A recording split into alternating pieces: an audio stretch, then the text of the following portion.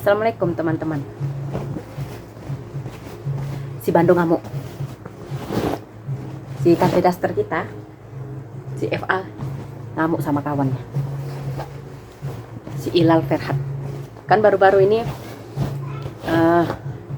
Bang Ilal kan buat pernyataan masalah kisruh donasi Agus tuh kan. Menurut Bang Ilal, karena kasusnya tuh udah melebar kemana-mana, udah nggak fokus lagi lah untuk pengobatannya si Agus. Jadi Bang Ilal nih setuju lah kalau dana donasi itu dialihkan ke NTT, ke korban bencana alam ya kan, karena bersifat urgent alias mendesak lah ya kan, situasinya benar-benar membutuhkan bantuan. Jadi menurut Bang Ilal, kalau dibilang penggelapan dia nggak setuju. Kan peruntukannya jelas untuk korban bencana alam, bukan untuk kebutuhan yang tidak mendesak. Nah gitulah kata Bang Ilal. Kalian tahu kan Bang Ilal nih, kan dulu kuasa hukumnya si Agus juga ya, termasuk timnya si Farhat. Sempat tampil di TV One waktu itu kan, yang waktu itu bintang tamunya dia, dari pihak Agus dia sama siapa satu lagi lupa. Terus dari pihaknya Tenovi ada Bang Pablo kan sama Pak Riki Sitohang. Waktu itu kan posisinya Bang Pablo masih jadi kuasa hukumnya Tenovi. Nah kan di saat itu kan sempat berdebat juga lah Bang Pablo sama si Bang Ilal ini ya kan. Sampai Bang Pablo bilang, oh berarti kalau ada duit ini, wawancara TV-nya tuh terjadi waktu ini sebelum adanya mediasi pertama itu. Mediasi pertama yang di podcastnya Bang Denny Sumarko. Nah di situ kan orang tuh diundang, jadi ditanya Bang Ilal, ada nggak duitnya? Oh, jadi langsung dikik lah, disekak lah sama Bang Pablo. Oh berarti kalau ada duit kasus selesai. Sebab berdebatnya kayak gitulah orang ini ya kan. Nah dah habis itu udah ngomong Bang Ilal ini kan soal kesetujuannya dana tuh dialihkan ke NTT. Ngamuk lah si tante bandel kita ini kan. Katanya terus sebelum itu Bang Ilal ini sempat bilang lah katanya, karena udah nggak jelas lagi nih kasusnya kayak mana, itulah udah nggak mau lagi lah bantu si Agus ini ya kan, ibaratnya macam mengundurkan diri lah. Jadi ngamuk lah si tante bandel kita ini. Dibilangnya, Ilal katanya, kau nggak berhak mengatakan mundur sebagai pengacaranya Agus. Kau kan memang bukan pengacaranya, kata si Bando. Sekarang yang jadi pertanyaannya, nah Farhat, kalau kau memang merasa si Bang Ilal ini bukan kuasa hukumnya si Agus, kenapa saat waktu itu dia tuh tampil di TV One dengan status posisi Agus, kau nggak komplain? Statusnya waktu itu di TV One jelas ditulis itu kuasa hukum Agus. Nah, kenapa nggak kau komplain? Seharusnya kau komplain kan? Ngapain kau tampil di acara TV itu? Kau kan bukan kuasa hukumnya. Kan seharusnya kau ngomong lah kayak gitu. Kau komplain lah seharusnya. Kenapa dia tampil di acara TV? Ya nggak berani lah kau komplain ya kan. Orang waktu itu bukan kau yang tampil. Orang mana berani kau tampil. Ada Bang Pablo situ ya kan. Nggak berani kau sama dia. Kalau berani kau pasti udah datang kau. Enggak, kau suruh orang lain yang menghadapi si Bang Pablo. Sampai kau korek-korek masa lalunya Bang Ilal ini, apa hubungannya coba? Memang kalau aku bilang ini nggak bisa ini si Farhat ini jadikan kawan, nggak bisa. Apalagi kalau sampai kita kita cerita terlalu dalam sama dia. Nah seleksi sama dia habis kita, habis dikorek-korek, diumbar ini kita nanti. Jadi aku sarankan sama tim-timnya itu, kalau kalian tengok, kalian pelajari demi kesehatan mental kalian, kayak macam si Rizaldi itu yang sering dibilang netizen sales regulator gas ya kan. Nah untuk kesehatan kau Bang Rizaldi, baik kau keluarlah dari timnya si Farhat itu. Hajab kau nanti kalau nggak ngikuti apa maunya si Farhat ini. Mulutnya kayak udah kayak tante-tante, melebihi pun ngeri. Aku aja perempuan pun nggak separah itu aku. Semarah-marahnya aku sama orang, nggak pernah pula lah mau ku ungkit masa lalunya. Buat apa? Gaduh-gaduh masalah itu aja lah. Gaduh masalah duit ya duit kita permasalahkan. Apa sampai dikorek-korek? Yang dibilangnya si tante ini dibilangnya kan, ya si Ilan dulu tinggal di puskesmas lah, takut istri lah, apa segala macam. Apa yang dia ngomong kayak gitu coba? Apa hubungannya?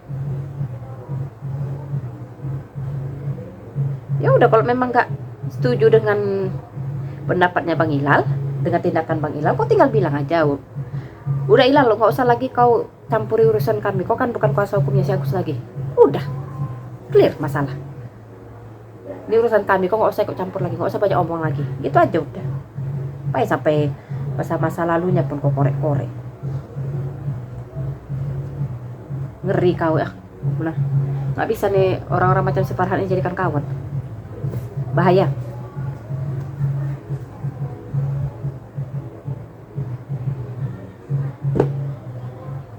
Terus kaget aku nengok kedatangan tamu lagi dari tim Agus. Sini mantannya Mbak DP kita, Saiful Jamil nongol lagi dia. Nongolnya bukan bagus-bagus cakapnya, enak kali dia ngomong. Kok udah nyumbang tuh donasi torsi kelas, terserah uangnya mau diapain. Oh alah,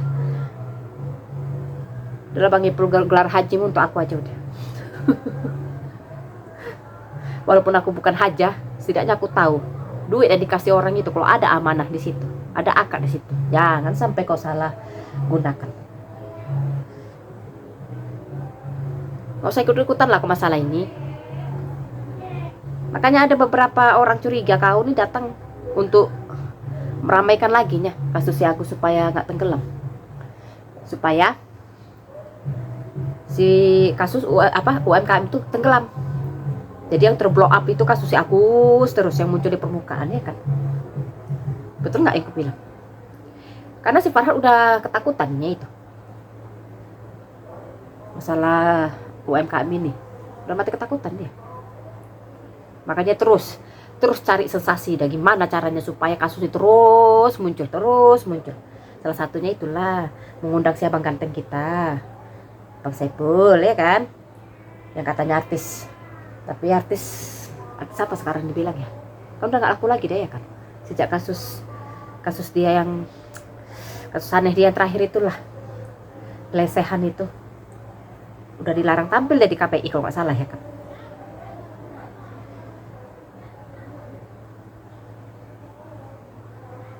Bang Ipul, belajar lagi lah bang. Bukan belajar, kurasa memang udah tahunya itu. Yang namanya amanah itu gimana ya kan. Cuman karena nggak tahu lah tahapannya dia. Dan pun mungkin dikasih. Kadang kan dunia selebriti ini kan banyak tipu-tipunya. Entah pun dia dibayar sama si Fahar, itu kita nggak tahu ya kan. Untuk meramaikan lagi kasus ini. Enak kali kau ngomong donasi itu terserah mau diapain. Kok malah ini, kok kan haji Bang Ipul. Nah, kau pasti tahu lah amanah tuh kayak mana. Seharusnya kau kalau udah tahu kalau ada orang dikasih duit terus menyalahgunakan duit tersebut, kau nasihatilah sebagai haji yang baik. Kan kau haji kan, kau nasihati, nggak boleh gitu Gus. Itu orang nyumbang, ada amanah di situ. Pergunakanlah sesuai amanah orang-orang yang sudah ngasih sama kau. Gitulah seharusnya. Ini kok malah menjerumuskan Agus. Ini ucapan kau ini bisa jadi inspirasi orang-orang ini. Ada buat aja lah kayak si Agus. Terus buat cerita sedih lah apa ya kan, biar orang mau berdonasi. Dah duitnya suka-suka hati lah, mau dipakai untuk apa aja. Nggak bener kau jadi haji. Nggak ini. Hajimu nggak ada gunanya itu. Memang ya, ini untuk bagi yang bergelar-gelar haji sama hajah ini sekarang kuperhatikan, hanya untuk nama, hanya untuk kedok, hanya untuk supaya dihormati orang-orang sekitarnya.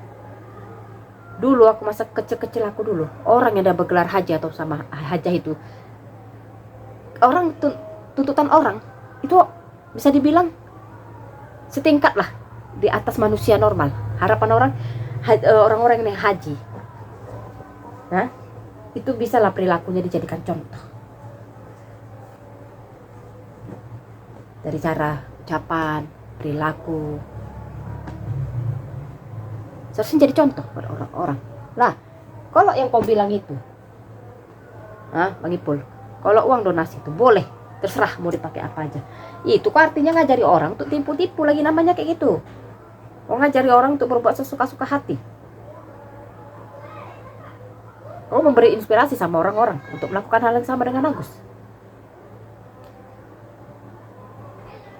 Udah jahat kok tuh namanya tuh jatuhnya. Buat apalah gelar hajimu kalau kayak gitu?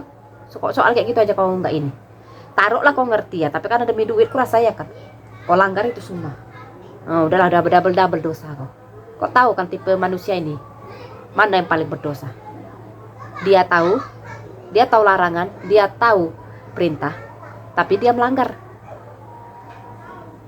Itu manusia, golongan manusia yang paling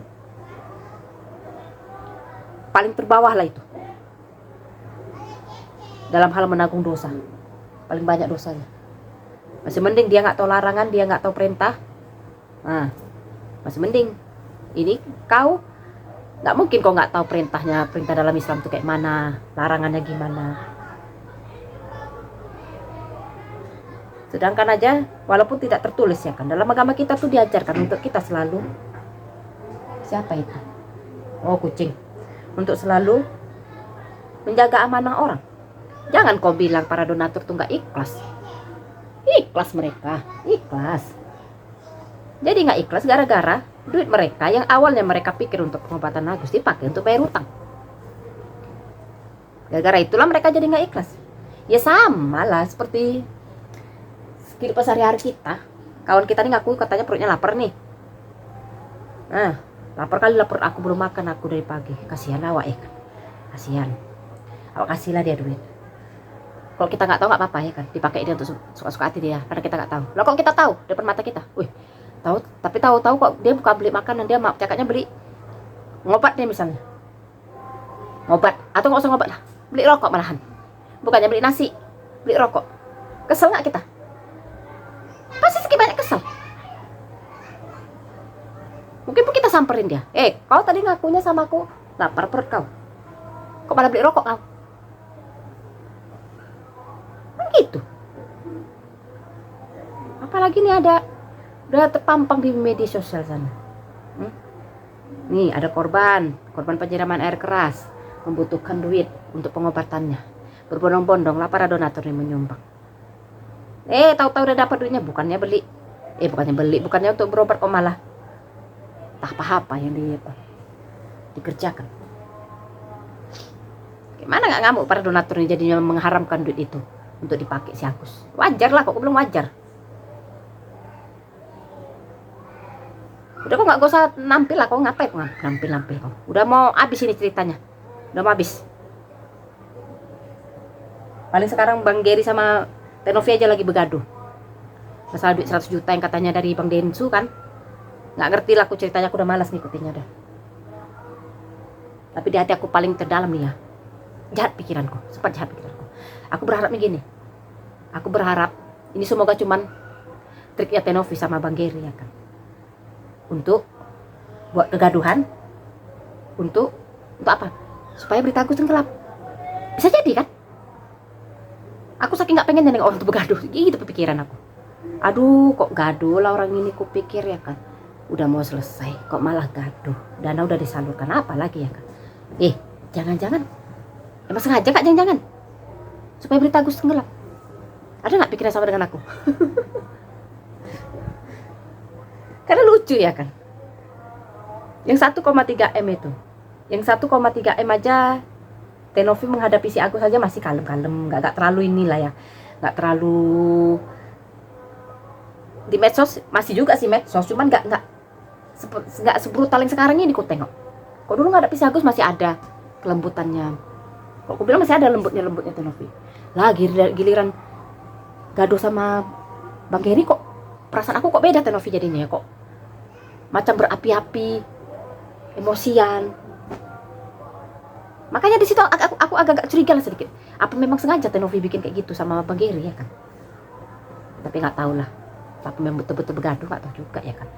Tapi aku karena dulu aku dua orang ini adalah ibaratnya udah sempat lah, aku mana perbuatan baik mereka aja. Jadi aku nggak pengen aku sebenarnya nengok orang ini gaduh-gaduh, maunya tetap akur lah. Jadi pemikiran aku yaitu bisa jadi setelah dana apa namanya itu waktu